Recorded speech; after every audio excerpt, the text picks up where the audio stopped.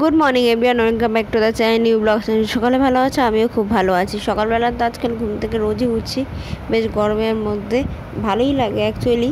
আর একটু দুপুরে একটু পাওয়ার ন্যাপ নিলে আরও বেটার হয়ে যায়।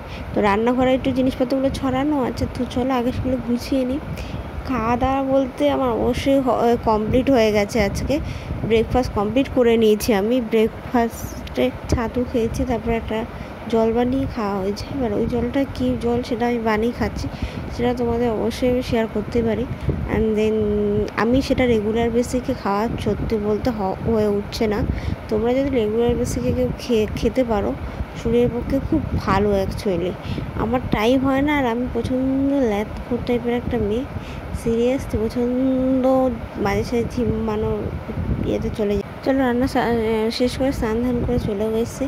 ওই সময় আর ভিডিও কিছু করতে পারিনি, বাট আমি একটা জিনিস কাজ করেছি, সেটা হলো যে আজকে যে পটলের তরকারিটা করেছি না, সেটাতে একটা জিনিস দেওয়া হয়েছে।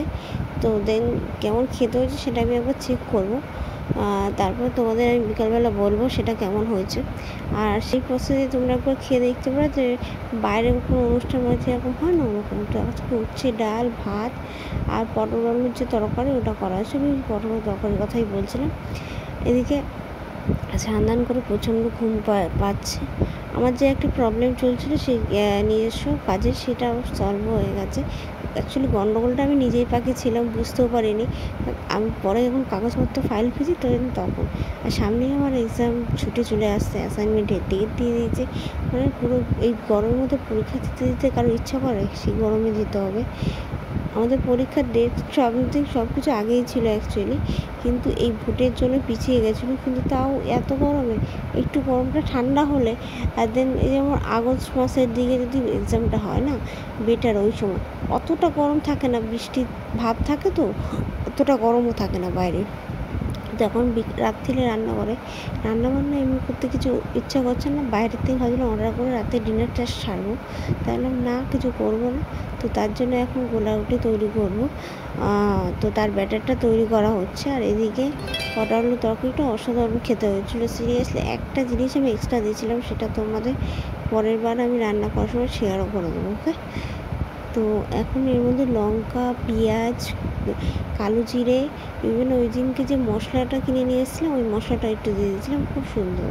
আর এটা করার পর কিছুক্ষণ যদি আমি ঢাকা দিয়ে রাখি, তারপরে করি, বেশ ভালোই হয়।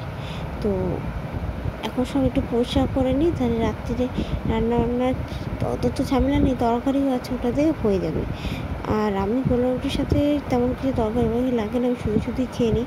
তো যেহেতু তরকারি আছে, কিছুটা আমি খাবো, কিছুটা পর খাবে, তো তার জন্য। তো ভিডিওটা আমি এখানেই শেষ করবো। বাট তোমাদের সাথে একটাই কথা, অনেক রকম ভিডিও আসছে, ফেসবুক পেজে আসছে, আমার ইউটিউব চ্যানেলে আসছে। প্লিজ তোমরা সেগুলো দেখো, কেমন লাগছে অবশ্যই বলো। আর তোমরা একটা লাইক অবশ্যই করে দাও, একটু সাবস্ক্রাইব করে দাও চ্যানেলটা, আর ফলো করে দাও প্লিজ। আর আজকাল ফেসবুকে ফলো অনেক কিছু বেরিয়েছে, তোমরা প্লিজ সবাইকে ফলো করে নিজেদের মধ্যে হেল্প করো। টাটা, বাই বাই, নেক্সট ব্লগে দেখো।